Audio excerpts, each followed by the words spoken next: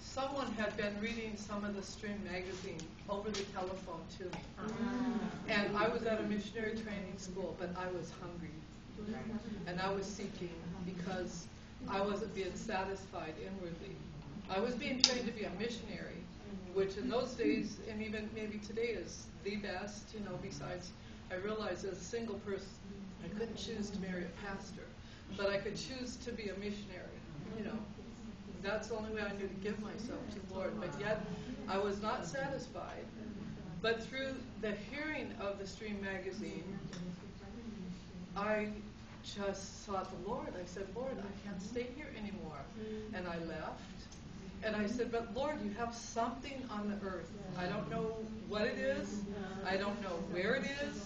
But I felt like when I left the Bible school that I was free, that I was, free from, I left Babylon, so I was free. But I didn't understand what exactly. I didn't know my spirit or anything, but I knew inside the Lord within me was just rejoicing. Amen. So I left with a brother, and this brother and I, the one that had been reading the Stream to me, we both were seeking and hungry.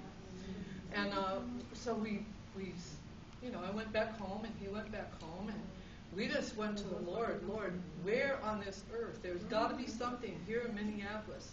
I was in Minneapolis, Minnesota. And the Lord brought me. There was someone that used to speak at Bethany, and we remembered him. So we looked up where his church was, and he had some little, a time with the Lord, tracks on his, but they were the same person. So we asked the secretary, have you ever heard of Witness Lee? And he said, oh yeah, Witness Lee was in a home a year ago. I went to a home meeting here, and he gave us the information. I went to that home meeting. There were 7 saints meeting in that home. And that night, the Lord said, this is what I brought you out of Bible school for. Wow.